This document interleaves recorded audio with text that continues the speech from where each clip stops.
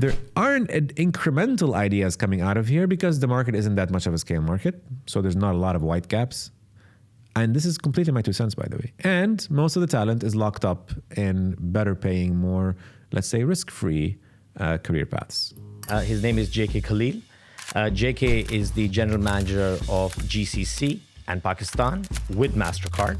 Have you not thought about starting something yourself? I'm sure the answer is yes, like 20,000 times. Yeah, when I was younger. Exactly. Exactly my point. When you were younger, which means now you're older and you don't have the risk appetite that you used to have. What are you seeing in payments today? And I'll bring it back to our part of the world where you live, GCC. I think there's something to be said about, that space. Guys, we're back to season 3 of Couchonomics. It's been a bit of a break, and I guess I'm fortunate enough that something which started as an experiment with 6 or 7 episodes, we're today recording our 70th official episode of the Couchonomics series. We've done a few specials around it. This season, I've sort of borrowed, and I use the word borrowed because it was previously used at the Singapore Fintech Festival, the overarching theme for the season, which is Rearchitecting of the global financial system. I thought long and hard about why I actually chose that. And the reason is, at least in my lifetime, or at least the lifetime that I've read about in terms of financial services, I think we're going through an unprecedented period where change is coming from all ends, whether it's emerging technologies, new business models, new types of competitors, changing consumer behavior, and the regulator increasingly becoming a market maker, not just a regulator, right?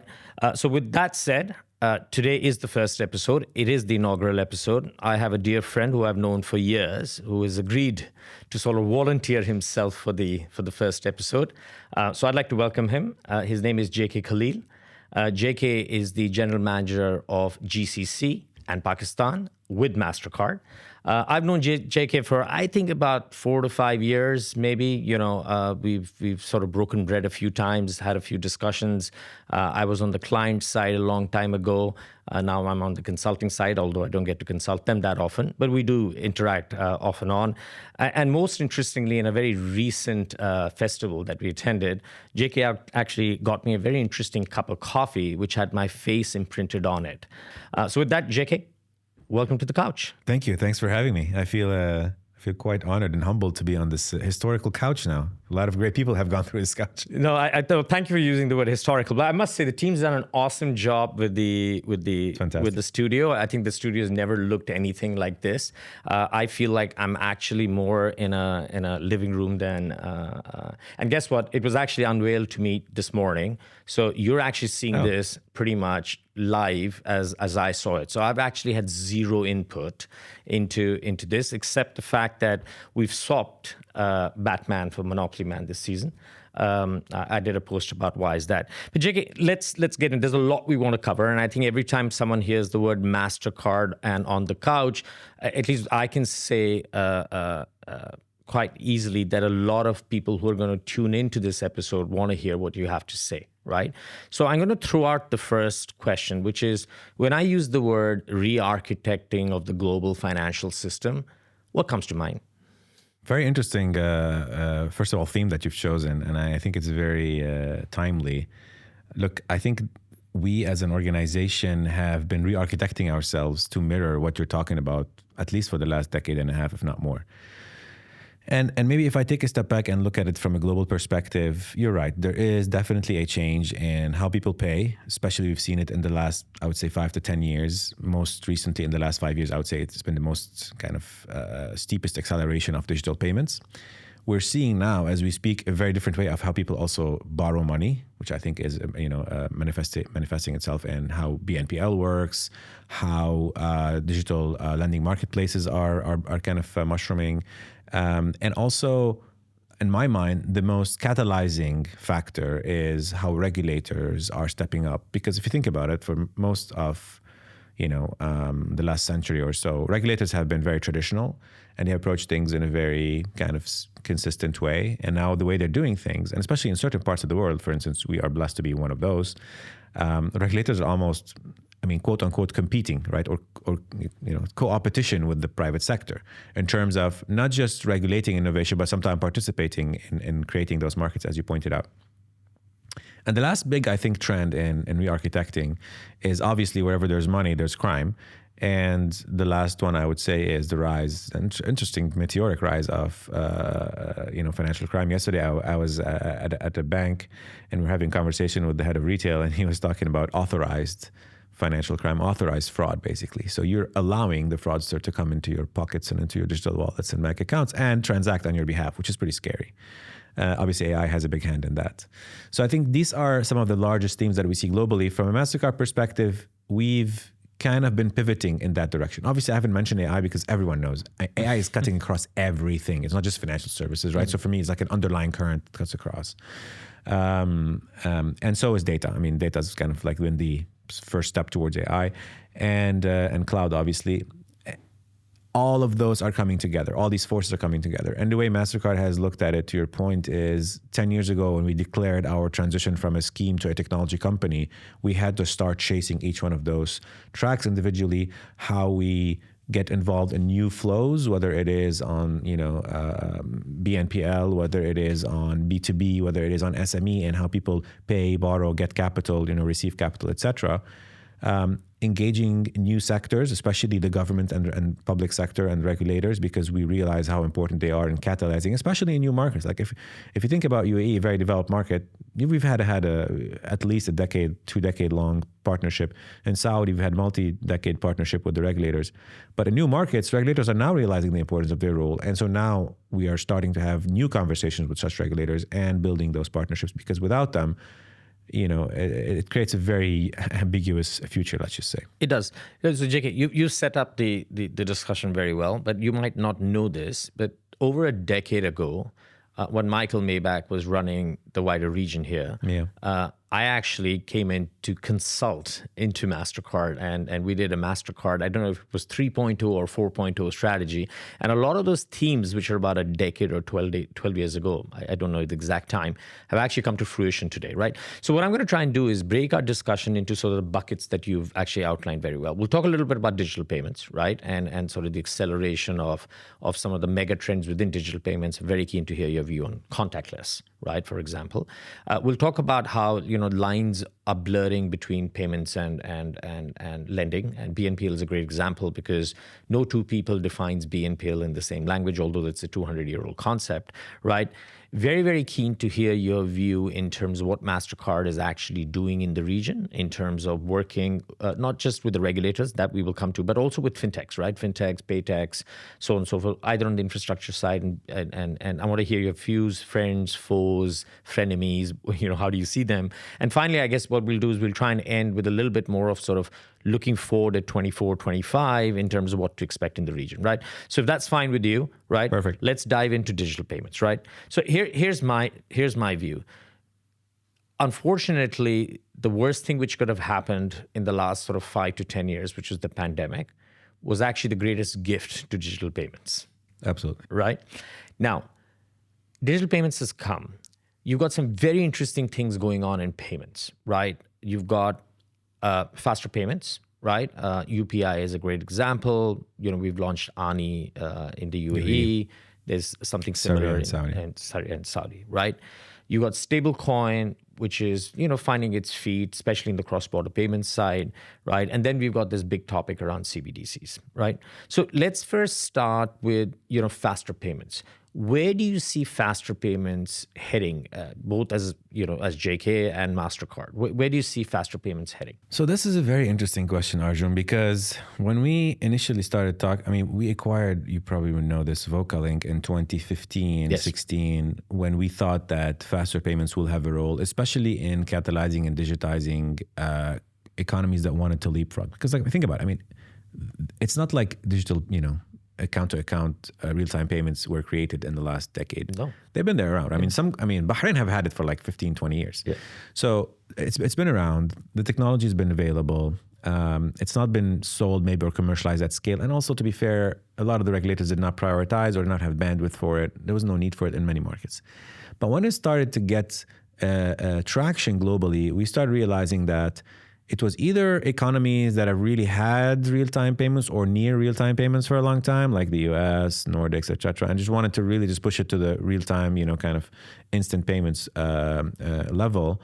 Or it was economies that were trying to leapfrog, right? Like say Vietnam or Philippines that wanted really to just go from completely cash to completely digital in a very short period of time. India is a great example of demonetization, as you know, with their built-in in-house solution. When we got into that, we started seeing those two trends, right? So really developing markets wanting to leapfrog, developed markets just pushing the envelope towards zero real-time payments kind of. It's interesting though that the use case didn't solve for the same thing in those two economies. And the scale of solutioning that it brought was very different. So in very developed markets like the United States, it's really an incremental technology because most people are already banked. Financial inclusion is pretty high. People use it as just an additional rail. So it's just a new horse for a new course, and it serves its very specific purpose. In the US, you can't even do account to account really in real time for more than $2,500 or something like that. In the case of Philippines or other even markets that when we talk to emerging developing economies, they use the word financial inclusion. And my first question is, but what's your banking penetration? Because if you're at 20, 30% banking penetration, it's not really financial inclusion because account to account implies you have an account. So if you don't have an account, you're not really doing financial inclusion. And then you have to solve for onboarding and eKYC and actually account opening, and hence, banks have to participate. Or something else has to be true. Now, that's where I feel like emerging markets have struggled, and some emerging markets have solved for it by forcing kind of default wallets on the account-to-account platforms, such in Southeast Asia. I think here in the GCC, we're also seeing that trend where they're using kind of the financial inclusion as a kind of a narrative for it. But I'm seeing it more closer to more developed markets where it's just going to be another rail. It will facilitate certain flows. It will attract certain use cases, but it won't be a silver bullet because, frankly, it's really dependent, as I'm trying to say, on the market context, on banking penetration, and on the sort of maturity of the ecosystem, but also the consumer. No, I agree with you. I think and again, I don't have, I have a view on where I think faster payments will go, financial inclusion or not. I think what gets very interesting is when you start combining a couple of these trends, right? So one is around faster payments in terms of account-to-account payments. So P2P then obviously migrates to P2M, right? So it becomes an alternative. Secondly, is a number of these faster payment networks are being built by national infrastructure providers. Right.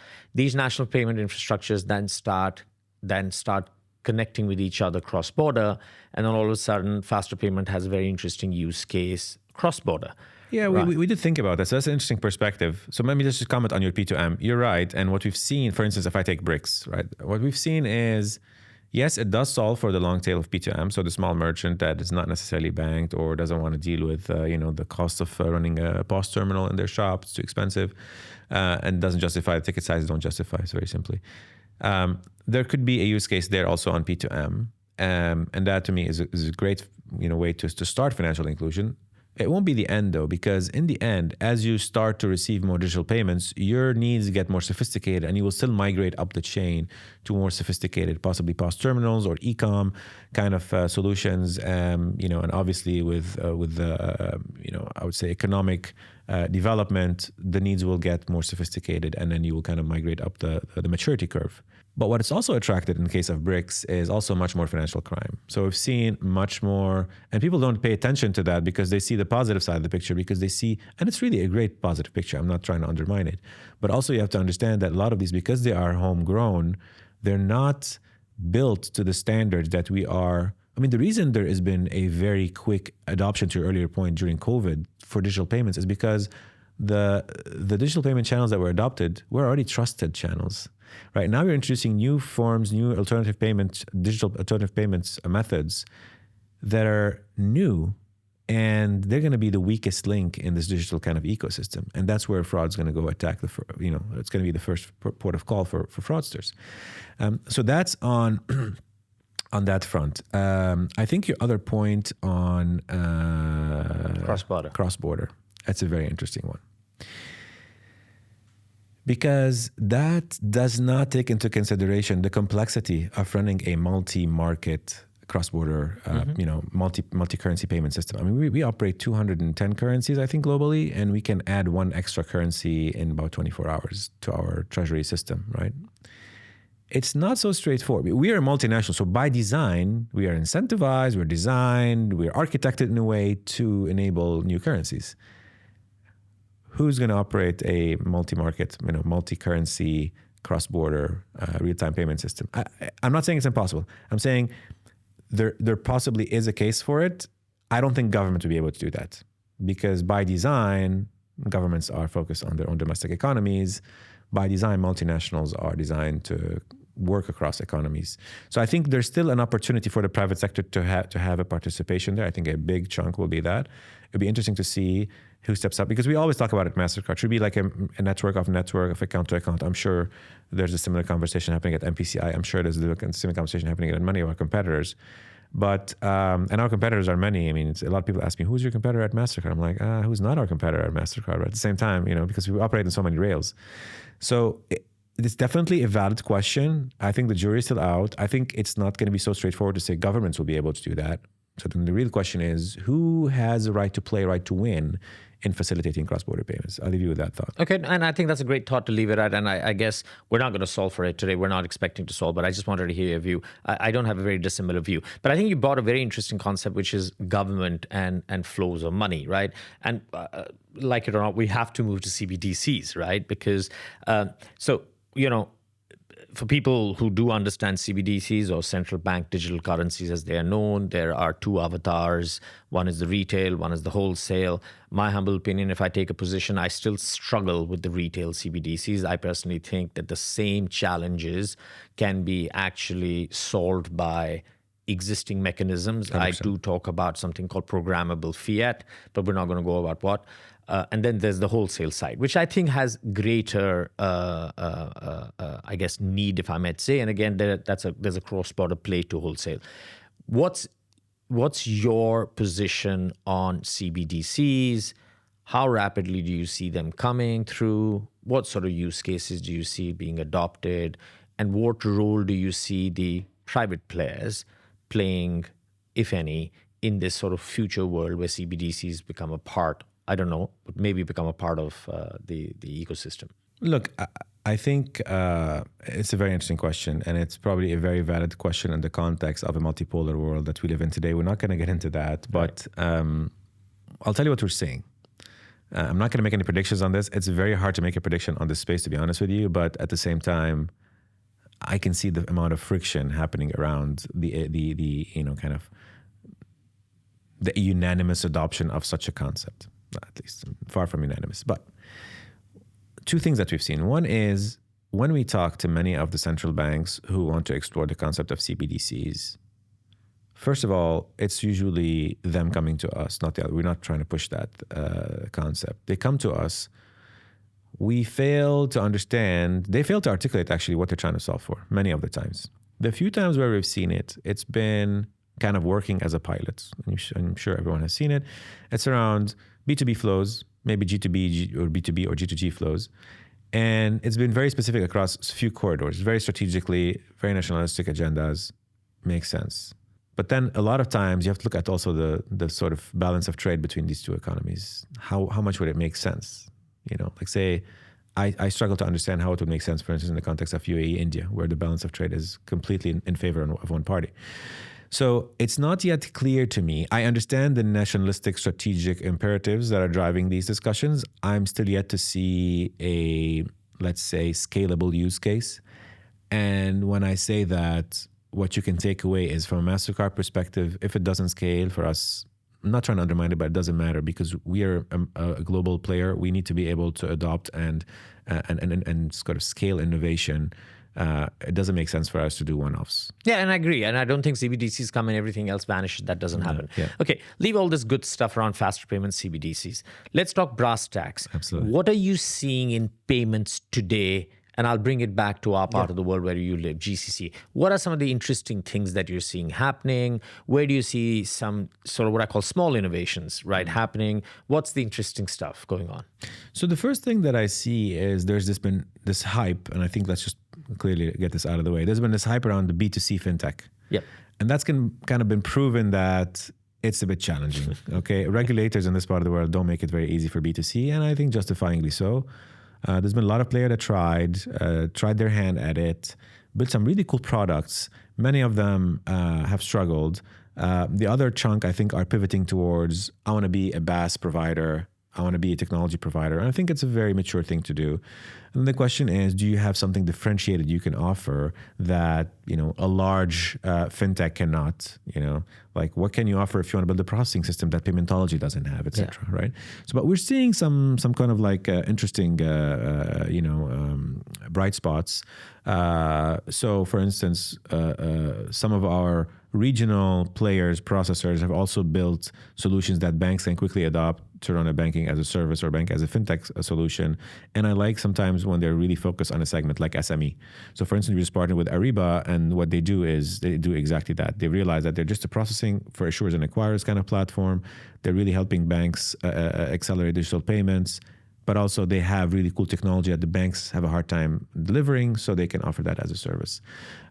We've done a lot of that also with Network International historically, and there's a lot of examples of larger fintechs being able to offer these kind of modularized services for very specific use cases to banks. The other thing that we've seen on the fintech side is B2B fintechs are still around, right? I'm not saying that they've crushed it yet, but they're still around. It's still a little bit difficult for them to find the niche because, again, they have to play with the lender, and banks are a little bit kind of intimidated at this point with regulators and what's happened with B2C, a lot of the KYC issues that we've seen. So B2B are still around, and I think there's a much bigger chance for us to see the next unicorns coming from B2Bs or maybe consolidation of a few B2Bs than on the B2C, that's for sure. And then what we're also seeing is interesting plays that are quite promising on, let's say, the cybersecurity space. Much less of those, but like you'll have like the IDYs of the world and others coming and probably offering a really convincing solution and service that is kind of playing in the white space. I would ideally like to see more identity solutions and players. I don't see many of those, not in this part of the world. I know it's more difficult, and probably here there's a bit of a hegemony from the public sector on that space. But I think there's something to be said about, that space. And I'm not just talking GCC, I'm talking like emerging markets, Africa, Middle East, possibly Central Asia and Southeast Asia. I think there could be a cool opportunity there on that space. No, I totally agree. There's a very interesting conversation I had with a startup which actually is a Sudanese founder. And I'm sure you know the name of the firm. I don't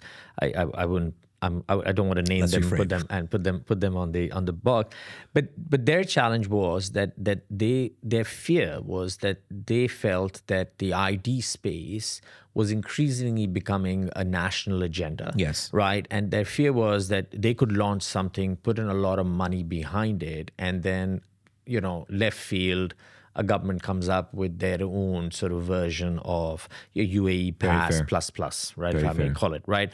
And that creates all kinds of challenges for them to then coexist. So their logic is, right, maybe we can build the technology and take it to the government, and the government can observe. But let's go to the point. I think you touched on a very, very interesting point. So I totally agree with you. I, for one, I sort of dabble in angel investing a little bit here and there. I've mentored a number of startups.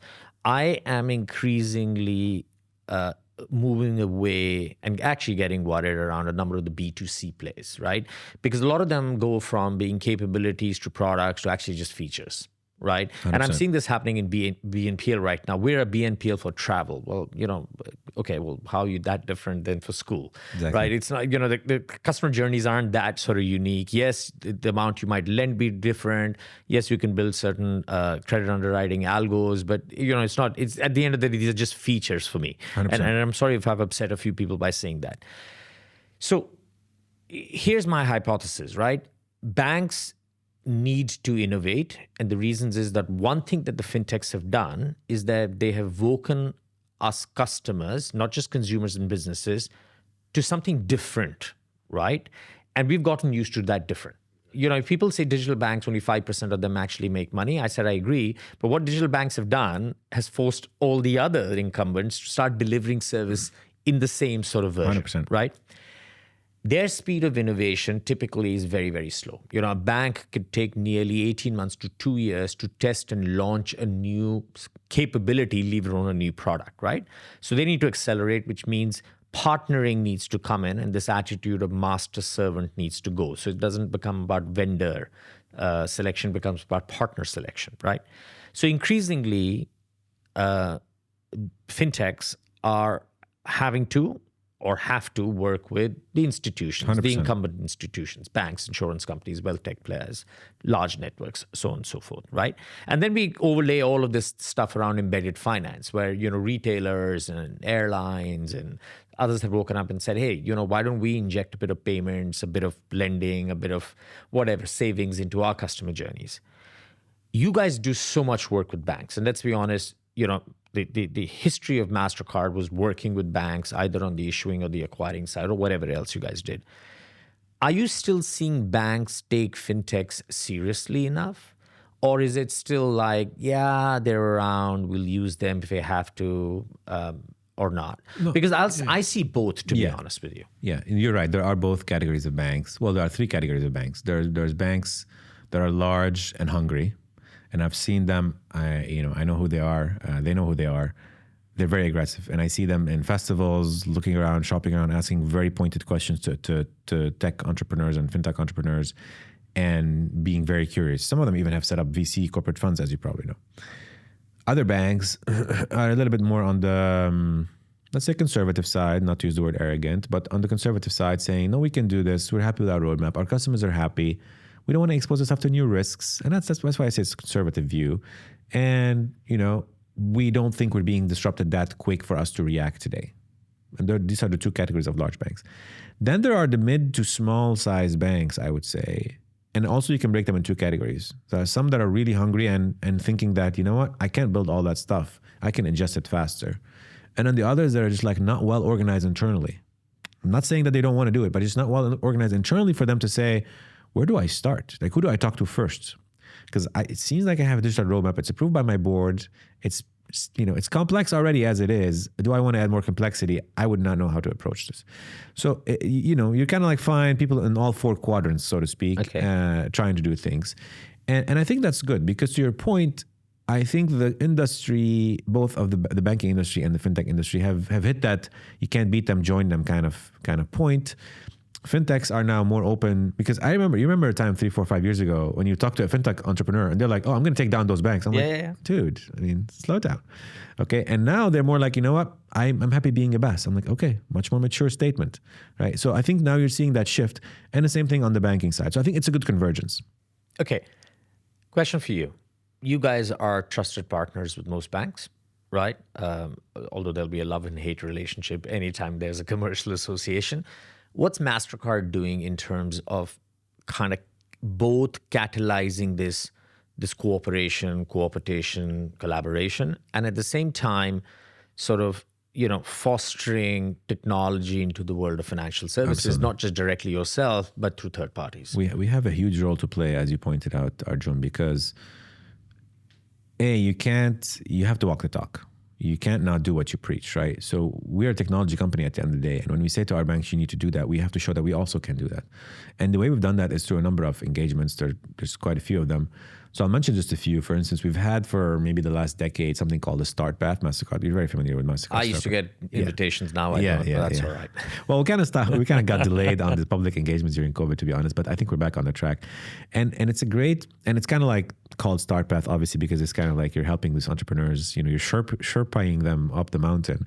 And what we really wanted out of that is to engage entrepreneurs and fintech community and even the tech startup community and say, look, if you have solutions that can solve for problems, and we're not just saying bank, by the way, we were open to anything that can solve for a commerce problem. Yeah. I mean, you remember we had this company called Goodwill out of the United States, that still does tweets, donation through tweets, right?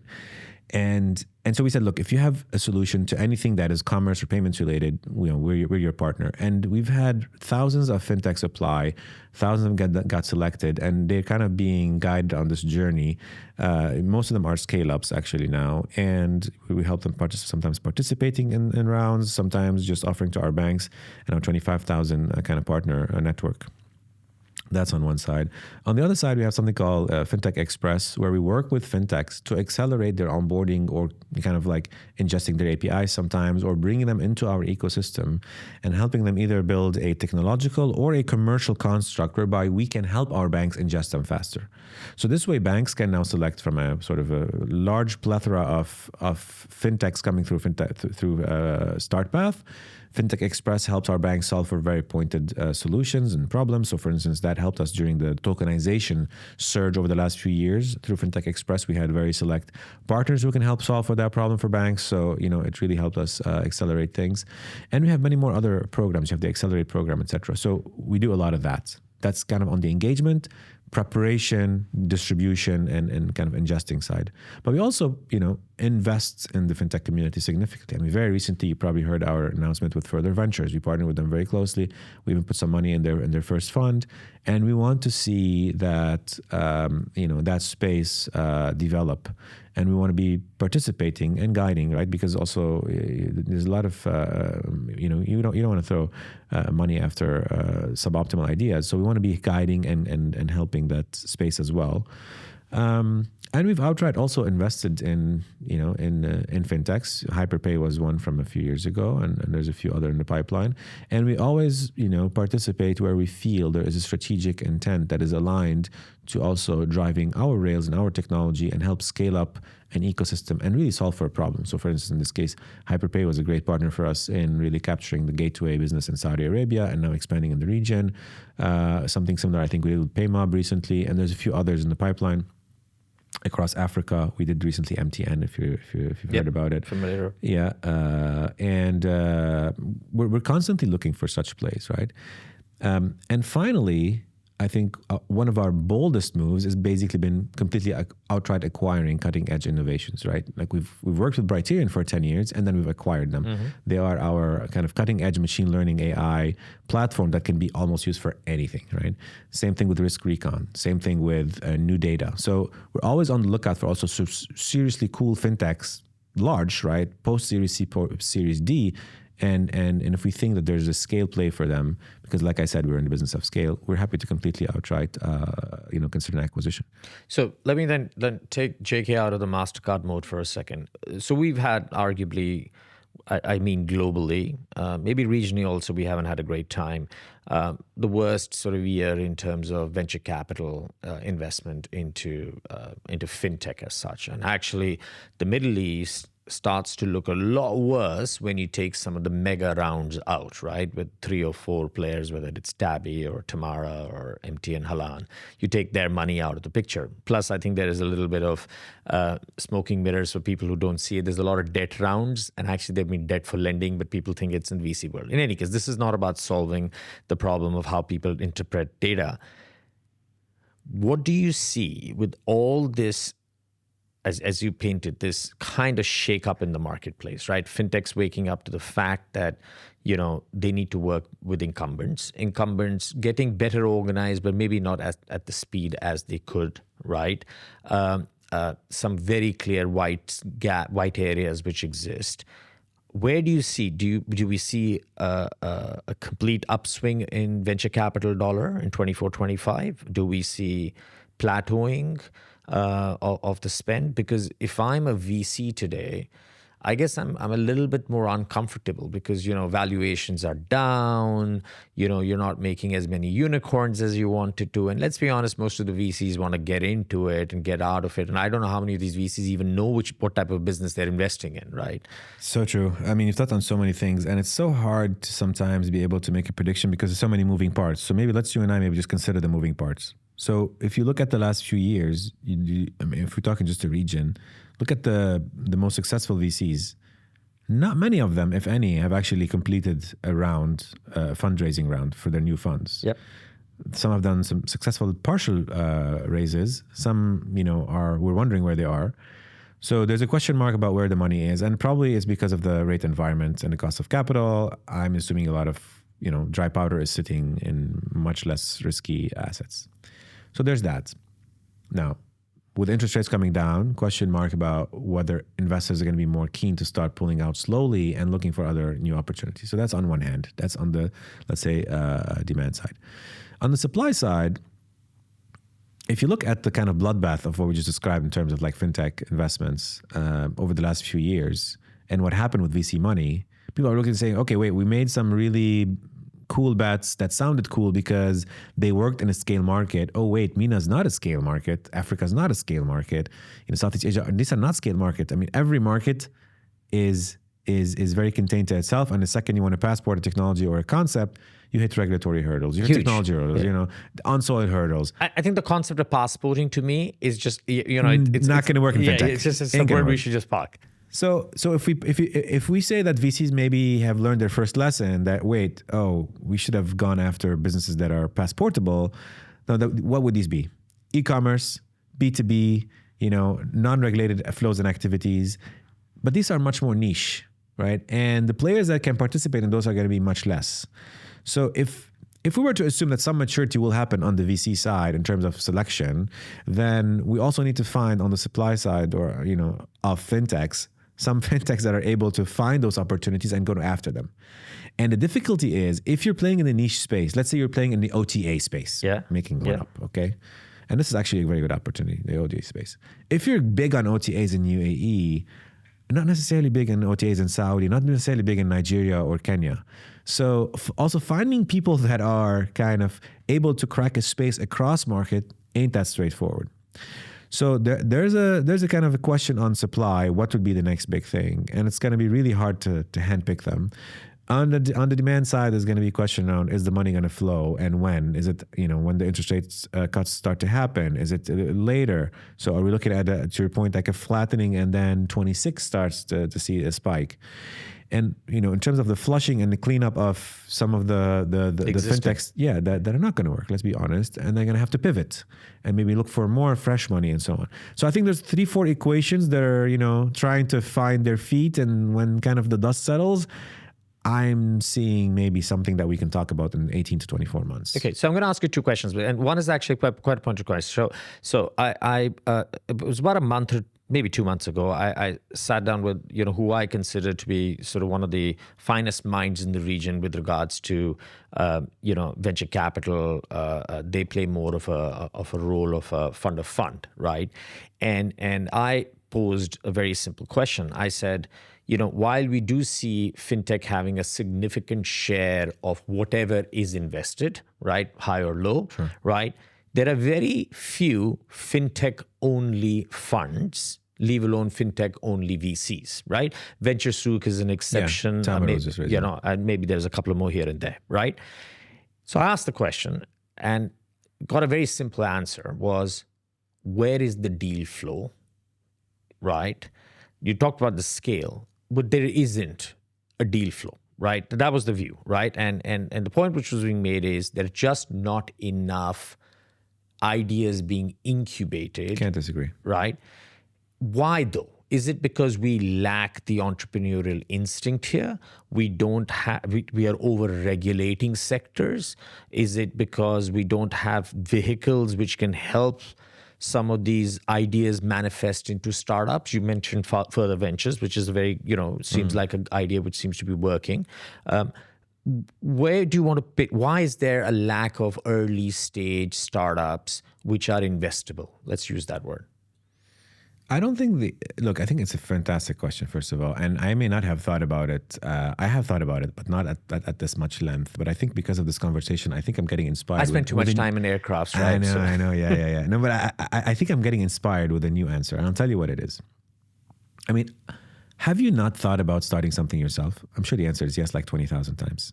Yeah, when I was younger. Exactly. Exactly my point. When you were younger, which means now you're older and you don't have the risk appetite that you used to have. Yeah. You see, a lot of those fintechs, I mean, there is no deal flow, but most of the kind of founders that I speak to are kind of in a certain age bracket. Yep. Not mine and yours, unfortunately. Yep. And those guys, if you think about it just purely as a supply-demand thing, today, who is bankrolling most of the talent in the Middle East? Government. Yeah. Either directly, because you work for government, or indirectly, because you consult for government, because you sell for government. So we're kind of like all working for almost the same system, which is government funded. Now, that's not the same in markets like India or the US or China, where the government does not employ 50, 60% of the population, directly or indirectly, maybe more indirectly. So I'm not saying that government is bad. I'm saying government is good, especially in this part of the world, because in a way, they are funding talent. But I don't think there's enough pent-up demand or pent-up, a pool of talent that's overflowing that doesn't have a place to go and get taken care of today in the Middle East. And at the same time, there's not that many ideas that haven't been explored. It's not like, honestly, if you think about it, everything that's become a unicorn anywhere else, someone has explored it in this part of the world. Yeah, totally agree. So there aren't incremental ideas coming out of here because the market isn't that much of a scale market. So there's not a lot of white gaps. And this is completely my 2 cents, by the way. And most of the talent is locked up in better paying, more, let's say, risk-free career paths. And that's fine. Maybe. I think I agree, and I think you have to understand something that the way failure is manifested in our part of the world where we live is very different than the other part of the world, right? It's a cultural thing. It is shifting. Yeah.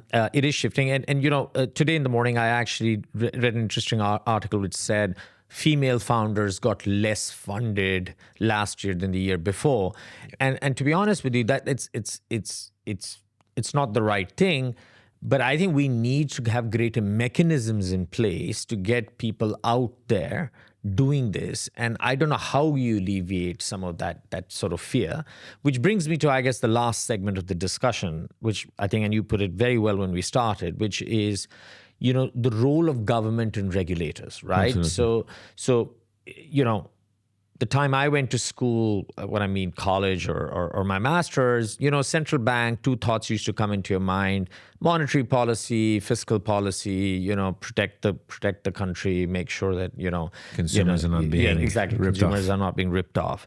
You come today and you have regulators who have public infrastructure vehicles, right? They have spun off so many businesses. Like, you look at Monetary Authority of Singapore, every day I hear of a business Fintech. which they've spun out to the Monetary Authority of Singapore. Last night, actually, I was talking to a platform which I think MasterCard is partly invested in, called Apex, right? Which is, I think it's one of Temasik's vehicle in MasterCard. And I was speaking to the CEO there, right? And, lo and behold, that came out of the mass, and I think it was ECB who had incubated it. We're starting to see similar things happen here, right? I'm not going to put you on the spot in terms of, are we over-regulated, under-regulated? People can sort of manifest itself. What role do you see the regulator and the government playing going forward to actually creating a more thriving, sustainable, and a slightly more, if I may say, indigenous, I like that word, fintech ecosystem, which is not just built on yet another Me Too? Look, it's a great question, but it's also, there's a philosophical angle to it, which is the role of government in general and the evolution of the concept of government, in broader terms. And what I mean by that is, I'm a kind of a history buff, and I like to look at things over very long periods of time. I mean, for the longest time, government was simply a tribe leader and an army kind of to protect the people, and the economic mechanisms to be able to pay for that army and pay for protection. And then over time that evolved into also pay for protection, but also pay for trade routes. So can you help me facilitate I sell my goods to the next kingdom, and so on and so forth. And then why don't you just go acquire the next kingdom and then, kind of an M&A the next kingdom and attach it to us. And then we create more kind of indigenous flows, to your point. And only up until maybe 150, 200, the French Revolution is really what broke that system and introduced the concept of republic, which is a bit more complex. And democracy came out of that, which is even more complex. And I feel like we're kind of going back a little bit in time towards the much more successful, there's a benevolent leader who looks after the people and who facilitates the organization of an ecosystem, of a, whatever you call it, country, empire, I don't care what we call it, of an indigenous system, let's call it, or an intrinsic system, and helps create connectivities and corridors and trade flows and trade relations with other similar ecosystems. Now, if you think of government as that role primarily, then in a way, government has a role to play to be the catalyst.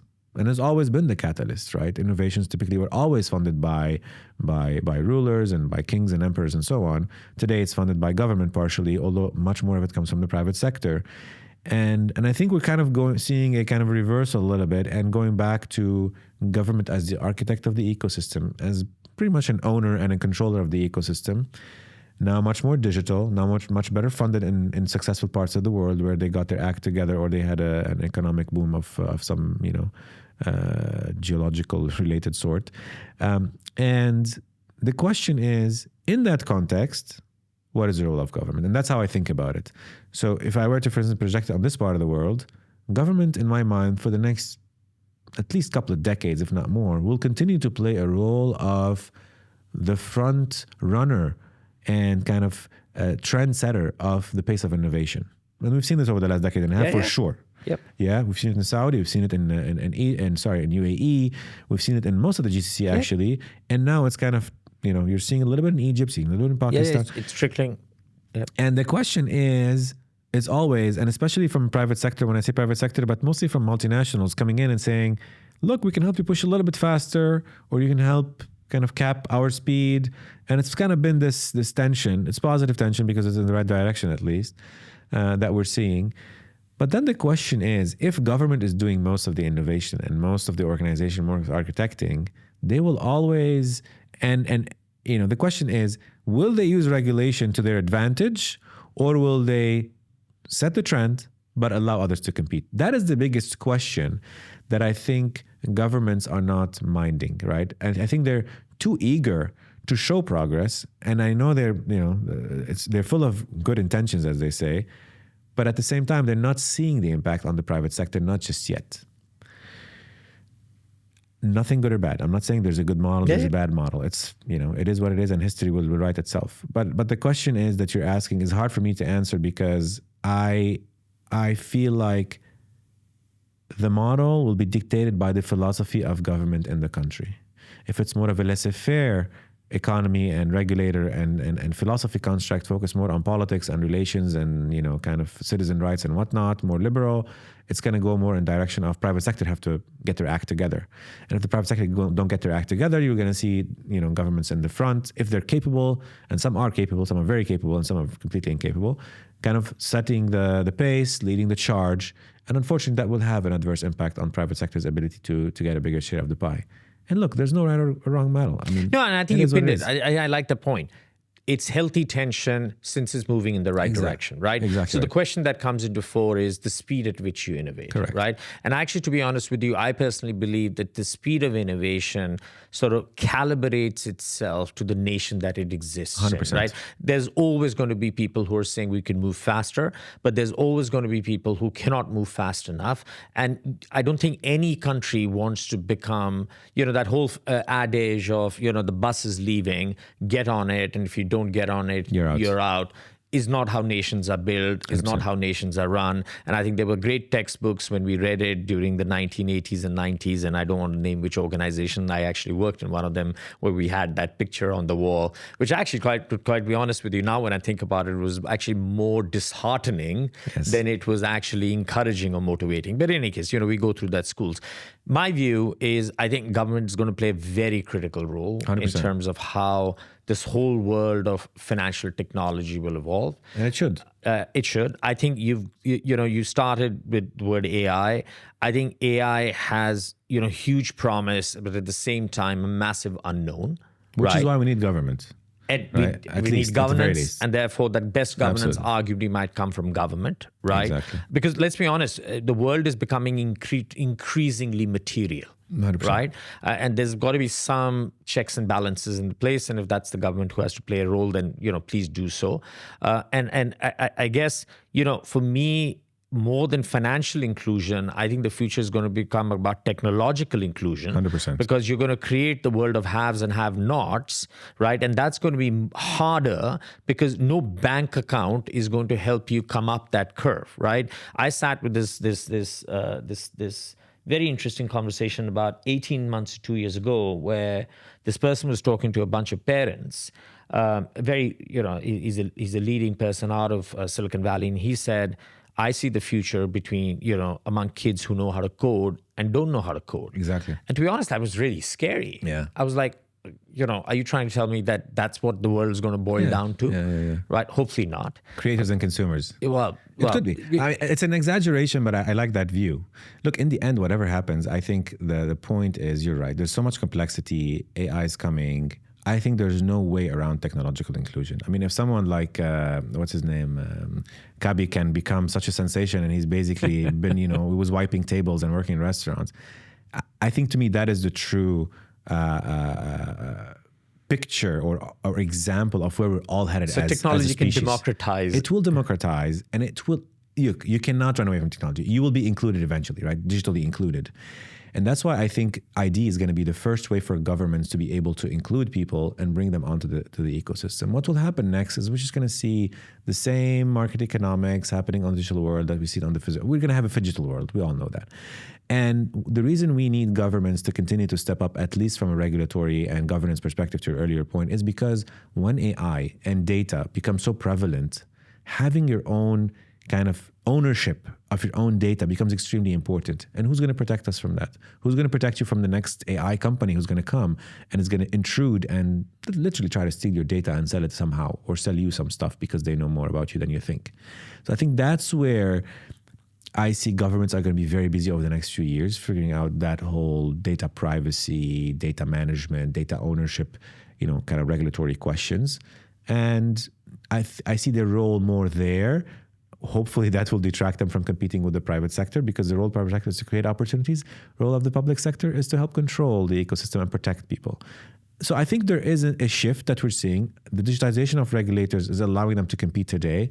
But I think in the future, when they realize that their resources are much better used where they should be, which is protection, organization, incentivization, penalization, etc., I think things will shape up again and will be in the next era of whatever our species is going to go into. I think it's a great place to end, right? It's a pretty profound place to end, right?